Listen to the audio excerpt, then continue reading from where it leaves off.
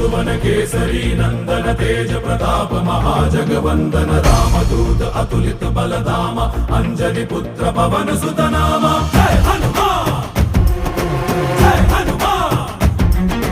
भूत पिशाच निकट नहीं आवे महावीर जब नाम सुनावे संकट से हनुमान छुड़ावे जन्म जन्म के दुख बिसरावे।